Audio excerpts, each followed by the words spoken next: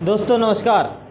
आज हम चर्चा कर रहे हैं छत्तीसगढ़ रेंट कंट्रोल 2000 एक्ट 2011 के आगे के भाग पे। अभी तक हमने कितना पढ़ लिया है? अभी तक हमने सेक्शन फर्स्ट से लेके सेक्शन 7 तक की कहानी ख़त्म कर ली है ना। अब हमें पढ़ना है सेक्शन 8 और सेक्शन 9। तो इसको हम सोच रहे हैं साथ में ख़त्म करते हैं। कैसे? आइए, एक तरफ जो सेक्शन 8 बात कर रहा है वो क्या बात कर रहा है? आरसीटी का पावर और फंक्शन के बारे में। और एक सेक्शन 9 जो बात कर रहा है वो आरसी के फंक्शन और एक्ट के बारे में बात कर रहा है। ठीक है, इसके बारे में बात कर रहा है। ठीक है, 8 और 9 में अगर देखें तो पहले 8 देखते हैं कि सेक्शन 8 और सेक्शन 9 क्या बात करता है। ये बात करता है आरसीटी के फंक्शन और एक्ट के बारे में। ये बात करता है आरसी के फंक्शन और एक्ट के बारे में, है ना। दोनों का एक ही काम है। क्या बात करता है? आप इसकी डायरेक्ट की लैंग्वेज देखेंगे तो स्टेट गवर्नमेंट प्रोवाइड करता है enabling and ensuring the active existence rent control is the due full. ठीक है, और functionally appellate authority to consider application to all person aggrieved by any order rent controller, है ना। क्या लिखा है हिंदी में? इसको पढ़िएगा। तो हिंदी में लिखा है कि भाड़ा नियंत्रक अधिकरण को ऐसी शक्तियाँ प्राप्त हैं जैसा कि स्टेट गवर्नमेंट कैसा करे, विनिश्चित करे और सुनिश्चित करना या संभव करना सदैव अधिनियम के उद्देश्य की पूर्ति भाड़ा नियंत्रण के क्रियाशील होगी। मतलब क्या है कि जो है इनके फंक्शन और स्टेटमेंट को कौन करता है? अपना स्टेट गवर्नमेंट।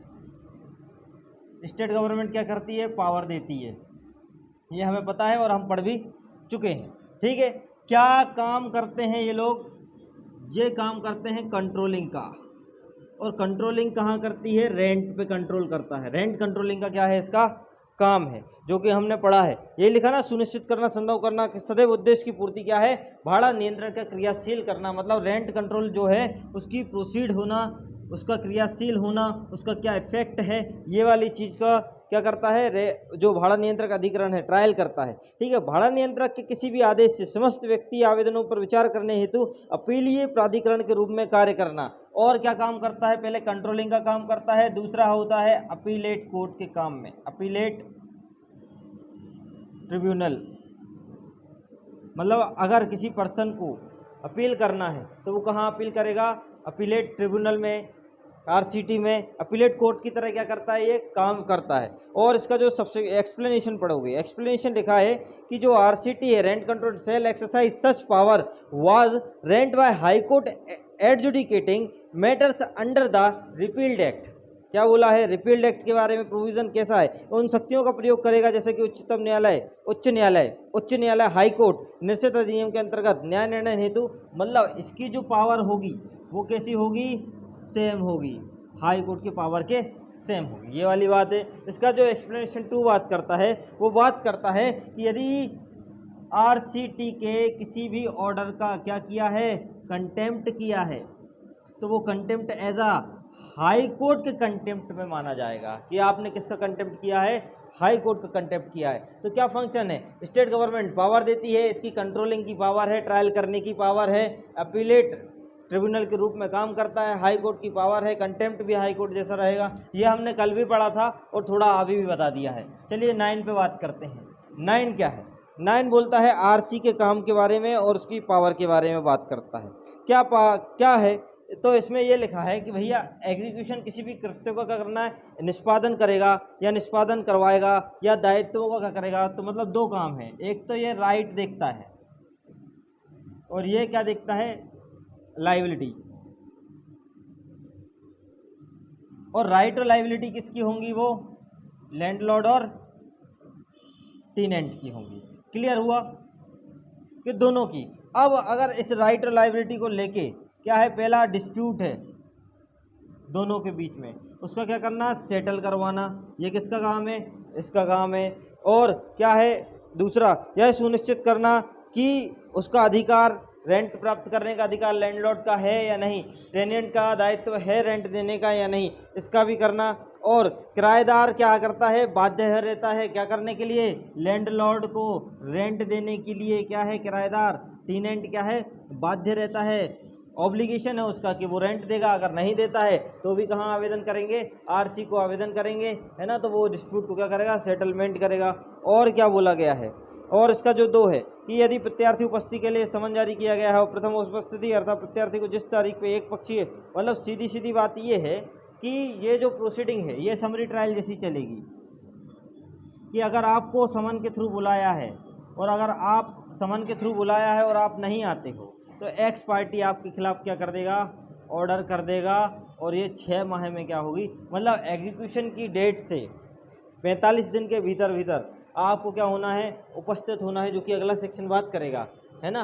45 दिन के भीतर भीतर ऑर्डर ऑफ एग्जीक्यूशन की डेट, है ना। और 6 माह में पूरी कार्रवाई क्या होगी, आपकी समाप्त होगी। ये वाली बात बोलता है। क्लियर, ये समझने के उससे है, कल हमने बता दिया था इस पे भी। चलिए आगे फर्दर प्रोसीड करते हैं। 10वीं शायद हमने कल पढ़ा था कि प्रोसीडिंग क्या है।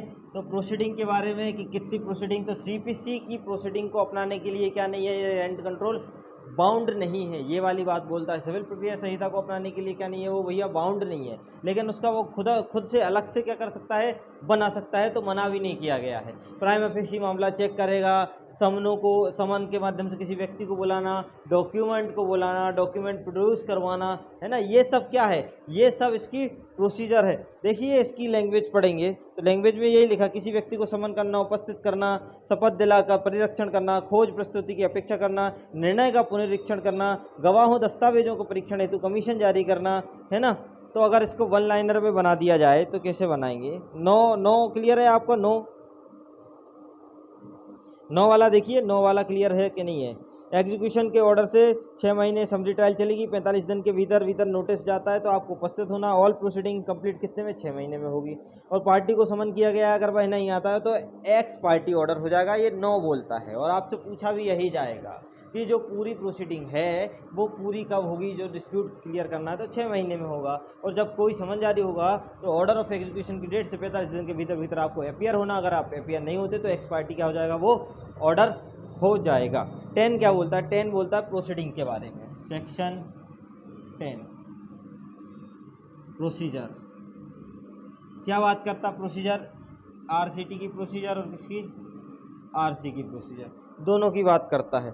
ठीक है, लिखा है प्रोसीजर को सीपीसी के लिए, मतलब सीपीसी की प्रोसीजर को बाउंड नहीं है मानने के लिए। क्या है, सीपीसी की जो प्रोसीजर है उसको अपनाने के लिए क्या नहीं है, बाउंड नहीं है, खुद की प्रोसीडिंग बना सकते हैं। तो इसका जो प्रोवाइजो बात करता है, क्या बात करता है इसका प्रोवाइजो बात करता है कि सबसे पहले वो क्या दिखेगा, नेचुरल जस्टिस के थ्योरी पे काम करेगा कि भैया प्रथम दृष्टया मामला बन रहा है या नहीं बन रहा है। इट्स सेल्फ प्रोसीडिंग, खुद की प्रोसीडिंग बना सकता है।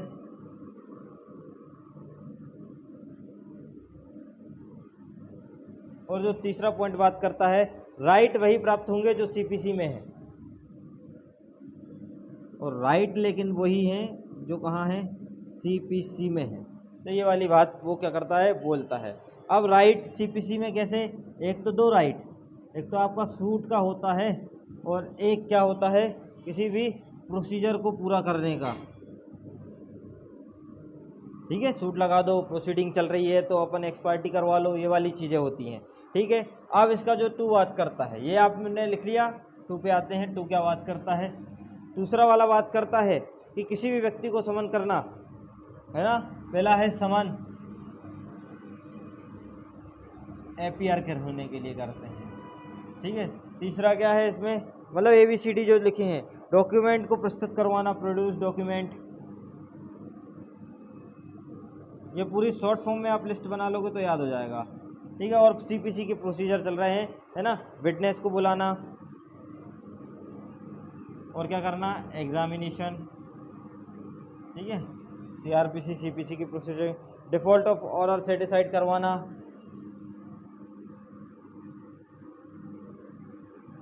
ठीक है, तो ये और क्या है, लीगल रिप्रेजेंटेटिव अगर कोई हो तो लीगल रिप्रेजेंटेटिव प्रस्तुत करना, और अदर सब्जेक्ट मैटर जो भी है वो वाली चीज़ है। ठीक है, ये ABCD के तौर पे है। चलिए इसका दूसरा क्या बात करता है, दूसरा पढ़िए। RCT के बारे में बोला है कि RCT को रिटर्न में एप्लीकेशन रीजन रिकॉर्ड किए बिना क्या एडजमेंट नहीं दिया जाएगा। क्या बात करता है, ये बात ये कर रहा है। आइए देखते हैं क्या बोलता है कि वाणिज्य नियंत्रक अधिकरण लिखित में आवेदन या उसके कारणों को अभिलिखित किए बिना कोई भी स्थगन नहीं देगा। मतलब क्या बात करी है, दूसरा बोल रहा है कि RCT जो है भैया, RCT को आपको क्या करना है, रिटर्न में एप्लीकेशन, रिटर्न में क्या लगानी है, एप्लीकेशन लगानी, ठीक है। और रिटर्न में एप्लीकेशन लगा के रीज़न रिकॉर्ड कि क्यों, रीज़न भी देना है। और अगर ये आप दोनों नहीं करते हो तो वो क्या नहीं देगा आपको, एडजर्नमेंट नहीं देगा, जो कि CPC के ऑर्डर 17 में आपको बताया गया है कि एडजर्नमेंट की पावर है। ठीक है, क्या करते हैं, स्थगन, ऑर्डर 7। क्लियर हुआ, आगे बढ़ते हैं।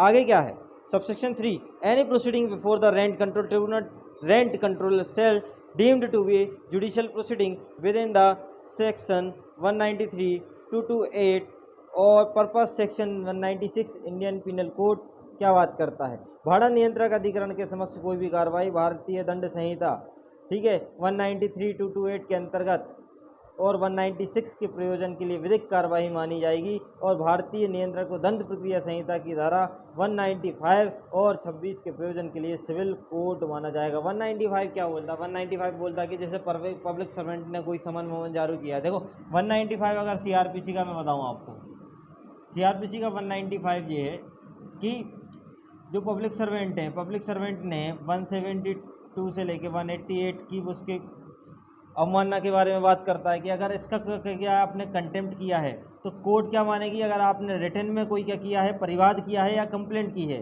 तो उसका कोर्ट ऑफ कंटेम्प्ट लगेगा। कहाँ लगेगा, 345 में CRPC के, कहाँ लगेगा, 345 में CRPC के। रिटर्न में अगर कंप्लेंट करी है तो, अगर नहीं करी है तो नहीं।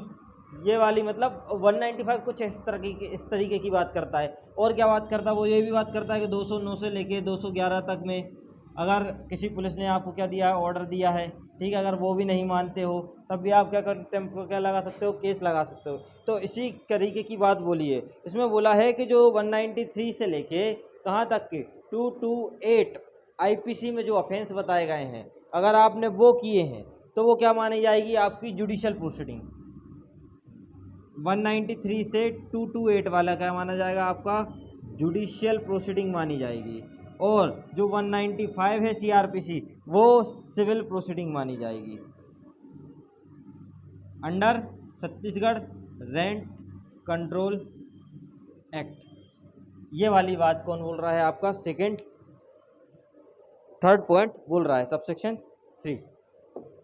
ठीक है, आपसे प्री में पूछा जा सकता है ना, कि अगर भाड़ा नियंत्रक अधिकारी के समक्ष कोई क्या चल रहा है, ये चल रहा है RCT के समक्ष अगर कोई प्रोसीडिंग चल रही है, और वो प्रोसीडिंग किस मामले को लेके है, वो 93 से लेके 228 जो कि अफेंस होते हैं, है ना, वो अगर है तो वो जुडिशियल प्रोसीडिंग मानी जाएगी इसके सामने। और अगर किसकी है, 195 की है, तो वे सिविल कोर्ट मानी जाएगी, सिविल प्रोसीडिंग मानी जाएगी। ये वाली बात वो बोलता है। क्लियर हुआ,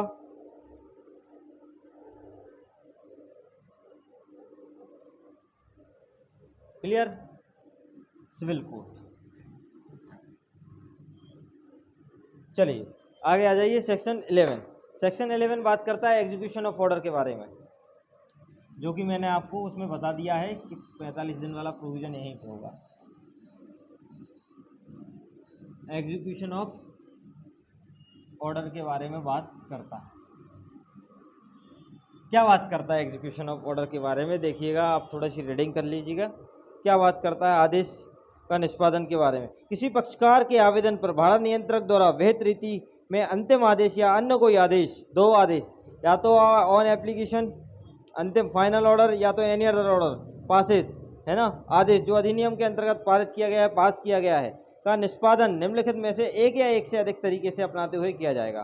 सीधी बोलता है, क्या बोल रहा है भैया, कि आपका कोई फाइनल ऑर्डर है या इसके अलावा कोई और भी ऑर्डर है ना, तो वो इस अधिनियम के अंतर्गत क्या किया है, पारित किया है। और वो पारित कैसे किया गया है, देखिए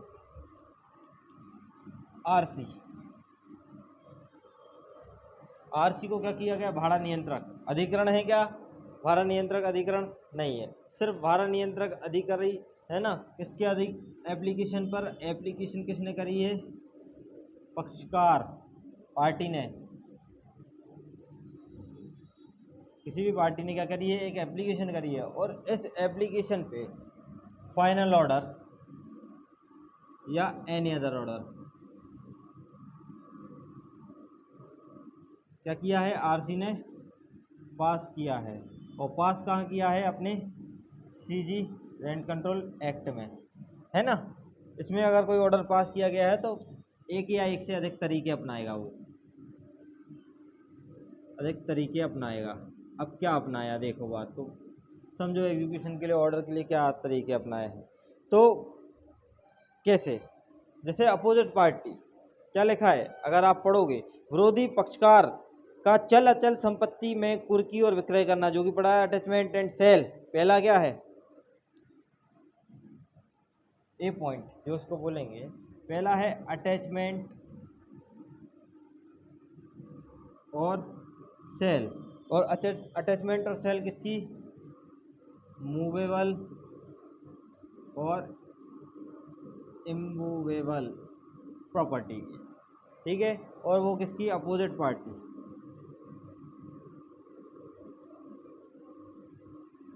क्योंकि देखो क्या हुआ, पक्षकार ने आवेदन किया, किसके लिए, ऑर्डर आया था, ऑर्डर के एग्जीक्यूशन के लिए।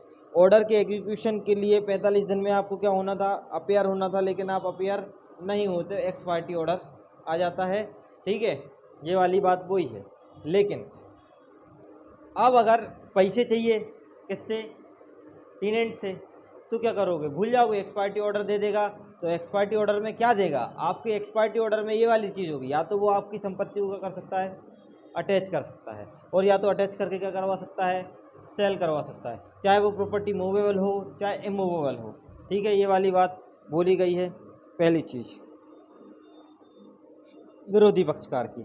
दूसरी है अरेस्ट और डिटेन, आपको क्या करा सकता है, अरेस्ट और डिटेन, मतलब आपको अरेस्ट भी करा सकते हैं, है ना। ये वाली प्रोसीडिंग सीपीसी में आप अच्छे से पढ़ेंगे, ठीक है। 3 माह के लिए अरेस्ट कराना पड़ता है ना, करवा सकते हो आप। आगे उसके बाद है,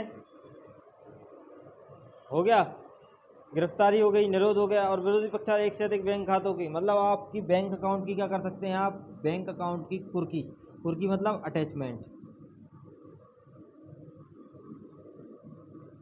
बैंक अकाउंट की भी आप क्या करवा सकते हो, अटैचमेंट करवा सकते हो। गवर्नमेंट सर्वेंट लिखा है डी वाले पॉइंट में कि शासकीय सेवक या किसी राष्ट्रीयकृत बैंक या स्थानीय प्राधिकारी निगम शासकीय कंपनी के कर्मचारी की वेतन भत्ते की भी क्या करवा सकते हो, कुर्की करवा सकते हो। कौन कौन से नाम हैं, गवर्नमेंट सर्वेंट है, रजिस्ट्रीकृत राष्ट्रीय बैंक है, ठीक है, कंपनी है, कॉरपोरेशन है, आप इसकी क्या करवा सकते हो, अटैचमेंट करा सकते हो, कुर्की करा सकते हो।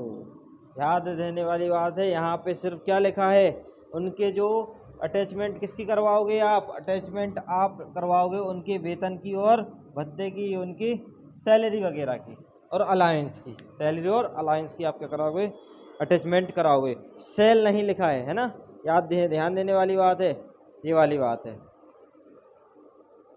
और सी वाले में समायोजन करा सकते हैं, फोर फीचर करा सकते हैं, ठीक है। ये वाली बात बोली गई है, अटैचमेंट।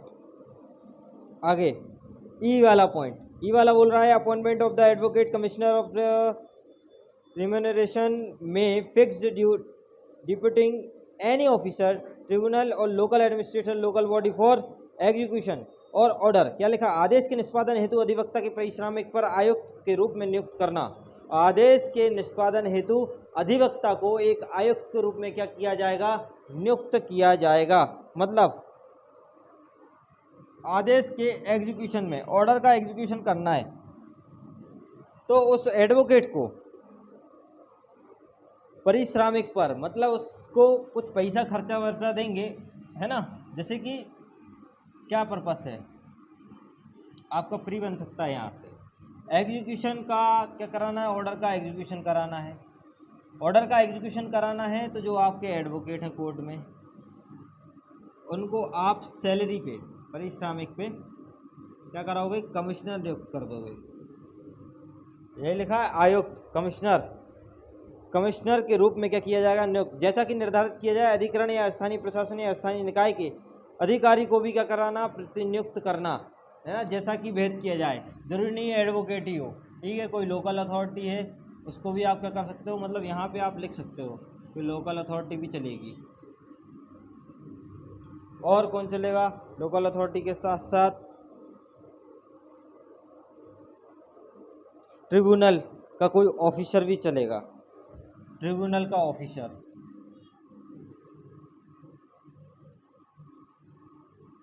इनको सैलरी बेसिस पे क्या कराना है भैया, अपॉइंट करना है। और अपॉइंट का पर्पस क्या है, आदेश के निष्पादन के लिए, ऑर्डर के एग्जीक्यूशन के लिए। ये हमारा कौन सा था, ई। और आप ध्यान रखना 11 का ई भी पूछा जा सकता है, 11 का डी भी पूछा जा सकता है, 11 का सी भी पूछा जा सकता है। ऐसे भी क्वेश्चन आपको आ सकते हैं, ठीक है। या अब 11 के ई के बाद एफ में, आवेदक को परिसर का कब्जा परिधान करना, ये ऑर्डर भी आप क्या कर सकते हैं, एग्जीक्यूशन में हो सकता है। क्या क्या एग्जीक्यूशन ऑर्डर में हो सकता है, ठीक है। ये वाली बात हो रही है, ये ऑर्डर का एग्जीक्यूशन कैसे कैसे हो सकता है। पोजीशन वापस दे देंगे, पोजीशन परिधान करा देंगे, डिलीवरी करा देंगे, डिलीवर्ड करो उसका पोजीशन, ठीक है। ये वाली बात हो गई। सबसेक्शन 2 क्या बात करता है, ये फाइनल ऑर्डर के बारे में बात करता है। क्या बोलता है फाइनल ऑर्डर के बारे में, जरा इसकी लैंग्वेज पकड़ी जाए। क्या बोलता है कि अंतिम आदेश के निष्पादन हेतु आदेश या इस अधिनियम के अंतर्गत पारित किसी अन्य आदेश में स्थानीय प्रशासन या स्थानीय निकाय या पुलिस की सहायता की अपेक्षा भाड़ा नियंत्रक अधिकारी करेगा। कितनी खतरनाक बात लिखी है, सहायता करेगा भैया पुलिस ऑफिसर की।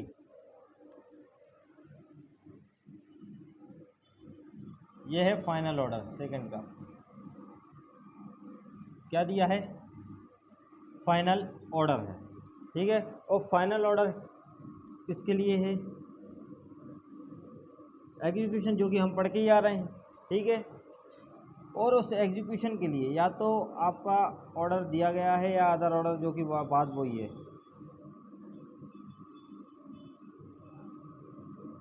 इसको याद ऐसे रख सकते हैं, ठीक है, ऑर्डर या अदर ऑर्डर, ठीक है।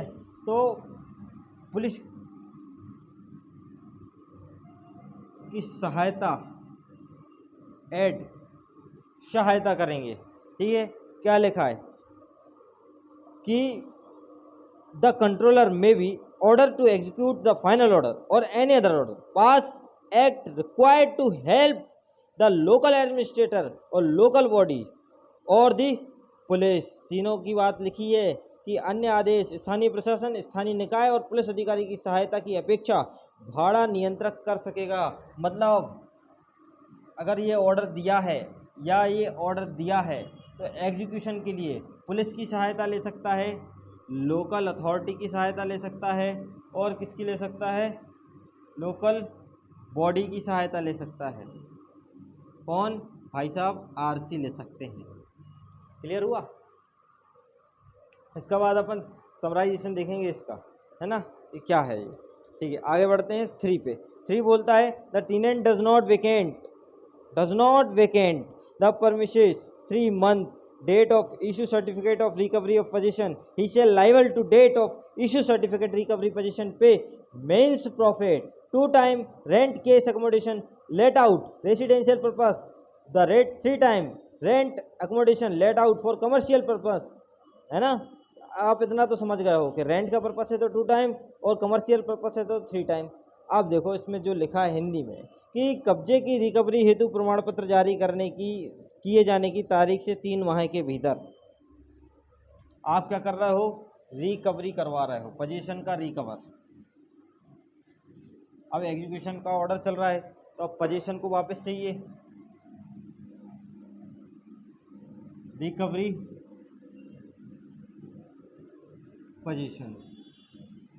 पोजीशन की रिकवरी के बारे में बात हो रही है। क्या बात हो रही है पोजीशन की रिकवरी के बारे में? कि पोजीशन की रिकवरी के बारे में कोई भी सर्टिफिकेट जारी किया गया है और जारी किए जाने से 3 माह के भीतर, अंडर 3 मंथ, 3 माह के भीतर सर्टिफिकेट किए जाने की दिनांक से 3 माह के भीतर यदि टेनेंट उस प्लेस को वेकेंट रिक्त नहीं करता, अब समझो बात की कहानी को। यही लिखा है वेकेंट नहीं करता, तब क्या होगा? तब आगे पढ़ेंगे अब कि रिक्ति नहीं करता तो कब्जे की रिकवरी हेतु जारी किया गया प्रमाण पत्र की दिनांक से अंतकालीन लाभ का भुगतान करने के लिए क्या होगा? वो दायी होगा। अब आपको पता है अंतकालीन लाभ होता है लाभ ब्याज सहित लाभ पर लाभ, मतलब लाभ जैसे कि अगर जो टेनेंट है, ठीक है, जैसे कि टेनेंट है, किसी ने किराए पे क्या लिया है? एक गाय लिया, घर लिया है। गाय का एग्जाम्पल ठीक लगता है। और उस गाय ने क्या दिया है? बछड़ा दिया है, और उस या बछड़े दिए हैं, ठीक है, जो भी दिया है। तो अब ये प्रॉफिट जो उसको हुआ है बछड़े का, तो ये प्रॉफिट भी उसको क्या करना पड़ेगा? वापस करना पड़ेगा। ये नहीं बोलेगा आपने गाय दी थी तो बछड़ा, नहीं, आपको तो जो मीन्स प्रॉफिट जो भी हुआ है, या आपने जो किराएदार घर दिया और टेनेंट ने उसको किसी सब टेनेंसी पे चलाया और जो लाभ कमाया है, ठीक है, वो भी आपको क्या करना पड़ेगा? वापस देना पड़ेगा। ये भी क्या कर सकते हैं? एग्जीक्यूशन के ऑर्डर के साथ बोल सकते हैं क्या कि आप पोजीशन की रिकवरी के लिए क्या कर रहा है? एक सर्टिफिकेट जारी हुआ और सर्टिफिकेट जारी होने के 3 माह के भीतर आपको क्या करना है? उसको पोजीशन वापस देना लैंडलॉर्ड को, ठीक है। लेकिन आप क्या करते हैं? पोजीशन वापस नहीं देते, घर खाली नहीं करते। तो जो आपने उस घर से में लाभ कमाया है, ठीक है, अगर आपने लाभ का अगर रेसिडेंशियल पर्पज से रहे थे तो 2 टाइम, और अगर कॉमर्शियल बिजनेस करते थे, किराने विराने की दुकान थी, तो 3 टाइम। इसी के बारे में बात कर रहा है क्या? कि भाड़े का 2 गुना और भाड़े का 3 गुना। रेसिडेंशियल पर्पस के लिए भाड़े का 2 गुना और कमर्शियल पर्पस के लिए भाड़े का 3 गुना। और इमीडिएट अगर पोजीशन है, तत्काल, इमीडिएट अगर पोजीशन है, इमीडिएट पोजीशन, उसका भी कितना है? 3 गुना आपको ब्याज सहित जो लाभ हुआ है वो आपको देना पड़ेगा, जिसको बोला जाता है मीन्स प्रॉफिट। लाभों पर ब्याज सहित वे लाभ अभिप्रेत हैं, ऐसे ही बोला जाता है ना सीपीसी की लैंग्वेज में, है ना। तो वो कहाँ दिया गया है? 2K12 में, मीन्स प्रॉफिट। सीपीसी 2K12 में दिया गया है। ये क्लियर हुआ? भाड़े की दर का 2 गुना, भाड़े की दर का 3 गुना, भाड़े की दर का 3 गुना। किसका आंसर है? रेसिडेंशियल पर्पस पे 2 गुना, कमर्शियल पर्पस पे 3 गुना और इमीडिएट पोजीशन पे 3 गुना होगा। ये आप लिख लेना, प्री में आपसे पूछा जा सकता है, बिल्कुल चांस है। 11 सेक्शन जो है बहुत इंपॉर्टेंट है। सेक्शन 11 एग्जीक्यूशन के ऑर्डर के बारे में बात करता है। और चौथा जो कि हम पहले पढ़े हैं, कि एग्जीक्यूशन की डेट से पक्षकार को सूचना की तामीली की 45 दिन के भीतर क्या करना है? आना ही पड़ेगा, अन्यथा समरी ट्रायल के रूप में उस पर क्या चलेगा? पूरी प्रोसीडिंग चलेगी और 6 महीने के भीतर ये डिस्प्यूट सॉल्व होगा, सेटलमेंट होगा, केस खत्म होगा। समरी ट्रायल चलेगी 45 दिन के भीतर। समरी ट्रायल क्या होगी? खत्म होगी 6 महीने के भीतर, उपस्थित होना है 45 दिन के भीतर। चौथे में ये वाली बात है, मतलब चौथे में प्रोविज़न है किसका? 45 डे का, जो कि हमने पढ़ा है, ठीक है। अब इसका जो एक्सप्लेनेशन बात करता है, थोड़ा समय इसलिए लग रहा है क्योंकि मैं रीड भी कर रहा हूँ, तो आप लोग अगर इसको वीडियो को देखोगे भी, है ना, तो आप अपनी बैरक के सामने रखना और सामने जैसे जैसे मैं पढ़ते जाता हूँ और आप अंडरलाइन करते जाना। और ये डायग्राम अगर आपको बनाना है बनाइए, नहीं बनाना, अगर जैसे मुझसे अगर आपको डायग्राम चाहिए तो मैं आपको डायग्राम प्रोवाइड करा दूंगा, है ना, उसकी भी टेंशन मत लेना। बाकी एक एक लाइन पढ़ रहे हैं ना, तो उससे आपकी ही प्री के लिए बहुत अच्छी तैयारी होगी, है ना। आइए, एक्सप्लेनेशन क्या बात करता है? एक्सप्लेनेशन बात करता है कि final of appeal of other proceeding against the order of issue certificate recovery the position immediate position. बात कर रहा है रिकवरी द पोजीशन और immediate position will not be shape tenant from the liability of means profit rate specified sub section 3 unless the specified order otherwise appellate rent controller और court which such order under challenge और issue recovery certificate finally maintain और tenant shall be liable to पे means profit rates specific under subsection 3 rate on which recover certificate initially issued. कब्जे और कब्जे की त्वरित प्राप्ति हेतु प्रमाण पत्र जारी करने के आदेश के विरुद्ध अपील या अन्य कार्रवाइयां दर्ज कर देने से ही किराएदार को उपधारा 3 के अधीन वृद्धनिष्ठ दर से अंतकालीन लाभ भुगतान करने के अपने दायित्व से मुक्ति नहीं मिलेगी, जब तक कि अपीलीय भाड़ा नियंत्रक या ऐसे न्यायालय में जिसके समक्ष उस आदेश को चुनौती दी गई और विशेष रूप से अन्यथा आदेश नहीं दिया गया हो। यदि रिकवरी प्रमाण पत्र जारी किए आदेश अंततः और यथावत रखा जाता है तो किराएदार उस तिथि से जिस तिथि की रिकवरी प्रमाण पत्र मूलतः जारी किया गया था वृद्धनिष्ठ अंतकालीन लाभ का भुगतान कर दिए जाने का क्या होगा, वो भैया दायित्व होगा। दो पोजीशन की बात बोली है, क्या बोला है, एक तो अपना ओरिजिनल पोजीशन होता है और एक आपने जो इमीडिएट पोजीशन किया है इसके बारे में बात बोली गई है। इनके संबंध में क्या हुआ है, सर्टिफिकेट जारी हुआ है, जो कि हमने पढ़ा है कि सर्टिफिकेट जारी हो जाने की दिनांक से आपको क्या पोजीशन वापस करना है। तो ये बोला सर्टिफिकेट क्या हुआ है, जारी हुआ है, इशू हुआ है। तब क्या होगा, जो ऑर्डर है जो कि दिया गया है एग्जीक्यूशन के लिए, वो ऑर्डर के अगेंस्ट में क्या हो सकती है, अपील हो सकती है। क्या लिखा है उसमें पढ़ना, क्या हो सकती है, अपील हो सकती है और अपील हो सकती है उसके अगेंस्ट, है ना। और मीन्स प्रॉफिट अंतकालीन लाभ से मुक्ति नहीं मिलेगी। अगर आपने अपील भी कर दी है तब आपको जो मीन्स प्रॉफिट है ना, जो अंतकालीन लाभ है, उससे क्या नहीं मिलेगी, मुक्ति नहीं मिलेगी। मतलब मीन्स प्रॉफिट आपका नहीं जाएगा, मीन्स प्रॉफिट तो आपको देना ही पड़ेगा। और कंडीशन क्या है, अपील यदि आरसी या कोर्ट के समक्ष ऑर्डर को चुनौती देते हैं तो आपका जो क्या लिखा है, वृद्धनिष्ठ दरों पर अंतकालीन लाभ का भुगतान करने के लिए आप तो क्या हो गए, दायी हो गए। क्लियर लिखा है। अब जब तक अपीलीय भाड़ा नियंत्रक ऐसे न्यायालय के समक्ष उस आदेश को चुनौती दी गई हो तो विशेष रूप से अन्यथा आदेश ना दिया गया हो तो रिकवरी प्रमाण पत्र जारी करने के दिनांक से आदेश से अंततः यथावत रखा जाएगा। तो किराएदार उस तिथि से जिस तिथि की रिकवरी प्रमाण पत्र जारी किया गया है उसके भीतर आपको क्या करना है, मीन्स प्रॉफिट तो आपको देना ही पड़ेगा। वृद्धनिष्ठ दरों पर अंतकालीन लाभ को भुगतान करने के लिए क्या होगा, दायित्व तो हो गए। आपने अगर क्या लिया है,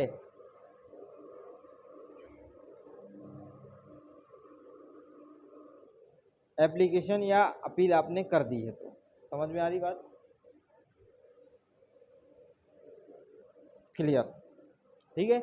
स्पेशल ऑर्डर लोकल ऑर्डर नहीं दिया गया है, रिकवरी अंततः तक खेल मीन्स प्रॉफिट तो के लिए दायी होगा, सर्टिफिकेट अंत में रखाते हैं, ठीक है, क्लियर।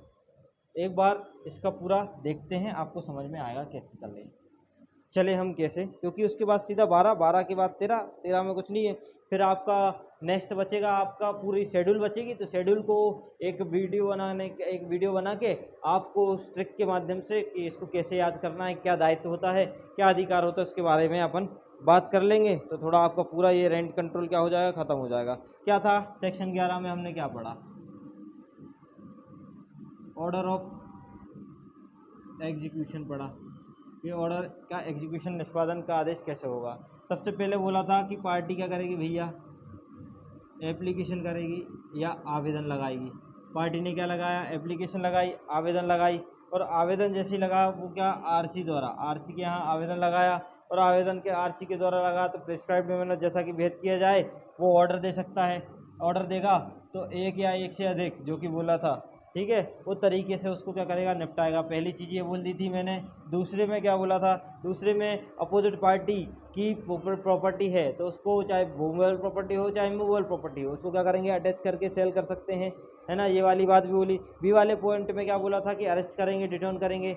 सी वाले पॉइंट में क्या बोला था कि बैंक अगर है तो बैंक के खाते को भी क्या कर दिया जाएगा, सीज कर दिया जाएगा, ठीक है। ये वाली बात बोली कि अगर डी वाले में बोला गवर्नमेंट सर्वेंट है, राष्ट्रीयकृत कोई बैंक है ना, कोई कॉर्पोरेट बॉडी है, लोकल अथॉरिटी है, उसका भी क्या किया जाएगा, कुर्की कर ली जाएगी, ये वाली बात बोल रहा है। ठीक है, उसके बाद ई वाले पॉइंट में भी क्या बोला कि अगर एडवोकेट को क्या कर देंगे हम आयुक्त नियुक्त कर देंगे, किस पर्पज़ से कि रिकवरी के पर्पज़ से, कि भैया पोजीशन दिलाओ, पैसे दिलाओ, जो भी है, जो एग्जीक्यूशन के ऑर्डर में जो भी ऑर्डर आएगा उसके लिए बात करता है। ठीक है, और किसको करेंगे, लोकल अथॉरिटी को भी कर देंगे, निगम वाले को भी कर देंगे, है ना, आरसीटी की सहायता के लिए, ये वाली बात बोली गई है। उसके बाद जो ऑर्डर दिया गया था, जो ऑर्डर चाहे वो फाइनल ऑर्डर है या वो अदर ऑर्डर है, भाई आरसी की सहायता के लिए कौन आता है, आरसी की सहायता के लिए पुलिस ऑफिसर भी आते हैं। पुलिस ऑफिसर को भी कर सकती है सहायता, पुलिस ऑफिसर की भी ले सकती है, और किसकी ले सकती है, पुलिस ऑफिसर की भी ली, लोकल बॉडी की भी ली, और किसकी, लोकल अथॉरिटी की भी क्या ले सकती है, आरसी हेल्प ले सकती है। इसमें लिखा है एक वर्ड रिक्वायर है तो ही लेगी, अन्यथा नहीं लेगी, ज़रूरत पड़ेगी तो ले सकती है, नहीं तो मैंडेटरी प्रोविज़न नहीं है कि आप पुलिस की सहायता ही लीजिए इस मैटर में, है ना। तीसरी चीज़ पोजीशन की रिकवरी के बारे में हमने पढ़ी कि पोजीशन की रिकवरी कैसे करेंगे, तो वही 3 टाइम 2 टाइम आप याद रख सकते हो। क्या रख सकते हो कि जैसे ही पोजीशन ऑर्डर और सर्टिफिकेट जारी हुआ, है ना, एग्जीक्यूशन के लिए ऑर्डर हुआ और सर्टिफिकेट क्या हुआ, जारी हुआ, कि आज की तारीख से इनको 3 माह के भीतर भीतर आप क्या दीजिए, पोजीशन दीजिए, और उस टाइम पे आप पोजीशन नहीं देते हो, और अगर आपने उस किराएदारी से कुछ लाभ कमाया है, मीन्स प्रॉफिट कमाया है, तो मीन्स प्रॉफिट मतलब लाभ प्लस ब्याज होता है ना, तो ब्याज भी लगेगा और आपने जो लाभ कमाया है वो भी लगेगा, और उसकी दर का 2 गुना लगेगा किस पर्पस में, रेसिडेंशियल पर्पस में, और 3 गुना लगेगा कॉमर्शियल पर्पस में, और अगर इमीडिएट पोजीशन है तो उसका भी कितना गुना लगेगा, 3 गुना लगेगा। ये वाली बात इसमें हमने पढ़ी। अब जो एग्जीक्यूशन के ऑर्डर की डेट है उसके 45 दिन के भीतर भीतर आपको क्या होना, अपीयर होना, नहीं होगे तो एक्स पार्टी हो जाएगी, जो कि हम पढ़ चुके हैं। एक्स पार्टी हो जाती है मतलब पूरी प्रोसीडिंग समरी ट्रायल के रूप में 6 महीने में क्या होगी, आपकी समाप्त होगी। इसके एक्सप्लेनेशन पे हमने बात करी। एक्सप्लेनेशन ये बात करता है कि पोजीशन अगर आपका है और चाहे इमीडिएट पोजीशन है और 3 महीने के भीतर भीतर आप क्या नहीं करते हो, खाली नहीं करते हो, और सर्टिफाइड कॉपी या सर्टिफाइड सर्टिफिकेट क्या आ गया है सर्टिफिकेट। ठीक है, तो सर्टिफिकेट की दिनांक से 3 माह के भीतर भीतर आप खाली नहीं कर रहे, और अपोजिट पार्टी ने क्या लगाई है, उस पर एप्लीकेशन लगा दी है। ठीक है, या सर्टिफिकेट जारी हुआ था और सर्टिफिकेट जारी हुआ और ऑर्डर आ गया। अब इस ऑर्डर की क्या होती है, सीधी सीधी अपील होती है, और आपने कहाँ अपील करी, आरसीटी में अपील करी। ठीक है, आरसीटी में अपील करी, तो आपको आरसीटी मीन्स प्रॉफिट से क्या नहीं दे सकती, मुक्ति नहीं दे सकती। मतलब आपको मीन्स प्रॉफिट तो देना ही पड़ेगा, भले आपके पक्ष में भी क्या आ जाए, वो जजमेंट आ जाए, वो ऑर्डर आ जाए, है ना, तब भी आपको मीन्स प्रॉफिट से मुक्ति नहीं देंगे। और जब तक ये सर्टिफिकेट की वैलिडिटी रहेगी, मतलब 3 माह तक रहेगी, तब तक आप क्या रहोगे, बाउंड रहोगे इस एग्जीक्यूशन को, ऑर्डर के एग्जीक्यूशन को पूरा करने के लिए। ये वाली बात आपका कौन बोलता है, ये बोलता है, मतलब अपीलेट कोर्ट में आप चुनौती दे सकते हो। ये वाली बात कहाँ लिखी है, एग्जीक्यूशन के ऑर्डर की अपीलेट कोर्ट में चुनौती एक्सप्लेनेशन में लिखी है कि आरसीटी को दे सकते हो। ठीक है, अब इस पर बात आगे करते हैं। आगे क्या है, 12 में आपको मैं बाद में पढ़ाऊँगा। 12 वही है, शेड्यूल के बारे में है। ठीक है, 13 में अपील है, 13 में क्या है, अपील है। और आप इसमें 13 में थोड़ा सा एक केस लिखिए, केस का जो नाम बनेगा, केस का नाम है आपके 13 में, केस का नाम मैं आपको लिखवा देता हूँ, क्योंकि क्या है, केस का नाम राजेंद्र दीवाल वाला एक केस है। राजेंद्र दीवाल, आप पूरा नाम सर्च करना है इसका, है ना, राजेंद्र दीवाल वाल के एक केस है, जो कि लिखा है कि इसमें जो लिख दिया है इनने कि जो अपील है, अपील में अंतर्विष्ट किसी बात के हुए जो भूमि स्वामी है, जो किराएदार है, भाड़ा नियंत्रक के किसी आदेश से व्यथित है, तो वह समय अवधि में भाड़ा नियंत्रक अधिकरण को क्या करेगा, अपील करने का अधिकार होगा। मतलब आपको अपील करना है ना, और किसको करना है, आरसीटी को अपील करना है, और भाड़ा नियंत्रक अधिकरण के आदेश के विरुद्ध अपील उच्चतम न्यायालय में प्रस्तुत की जाएगी, जो कि सख्त गलत है। ये राजेंद्र वाल वाले केस में आया है, राजेंद्र वाल केस। कौन सा केस है, राजेंद्र वाल केस। राजेंद्र वाल केस, राजेंद्र वाल केस में बोला गया है कि आरसीटी के विरुद्ध, आदेश के विरुद्ध अपील कहाँ, सुप्रीम कोर्ट में नहीं होगी। क्लियर बात बोली है ना, ये वाला केस है, आप क्लियर कर लेना इसको। ठीक है, अब 13A में नियम बनाने की पावर के बारे में बात करता है। तो स्टेट गवर्नमेंट जैसा कि ऑफिशियल गजट से क्या करे, नोटिफाई करे, वैसा नियम बना सकेगी। कौन बनाती है, स्टेट गवर्नमेंट। और 14 क्या है, रिपील्ड एक्ट है आपका, सेविंग क्लॉज, अगर पूछा जाए कि सेविंग क्लॉज कहाँ है तो वो 14 में है। और 14 आप पढ़ सकते हो कि 41 है, इसका क्या राज्य एतस द्वारा निरस्त किया गया है 1961। छत्तीसगढ़ स्थानीय नियंत्रण अधिनियम 1961 को क्या कर दिया गया है, निरस्त कर दिया गया है, ये वाली बात है।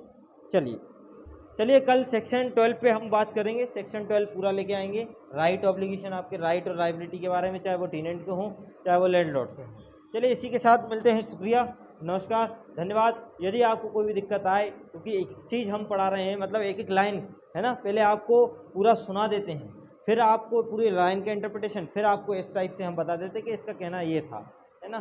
तो आपको थोड़ी बहुत भी अगर परेशानी आ रही है तो आप ऑफलाइन भी पढ़ सकते हैं। रेंट कंट्रोल हमारा ऑलमोस्ट डन हो गया है, एक लेक्चर रह गया है, एक लेक्चर उस पर सिर्फ याद करना है आपको, क्योंकि उस पर प्री बन सकता है। और 11 सेक्शन, 11 बहुत आईएमपी सेक्शन है, क्योंकि ऑर्डर आता है, ऑर्डर का निष्पादन जरूरी होता है, एग्जीक्यूशन होता है, तो आप सीधा ऊपर से बता सकते हो नीचे तक, है ना। और एक्ट और वर्क भी हो गए हैं कि आरसीटी का क्या होता है, आरसी का क्या होता है, 10 में उन दोनों की प्रोसीजर है, सीपीसी को मानने के लिए क्या नहीं है, बाउंड नहीं है। इस तरीके से अगर आप पढ़ते हो, है ना, एक कहानी के थ्रू, तो आपको पूरा ये रेंट कंट्रोल है, आप उंगलियों पे लेके चल सकते हो।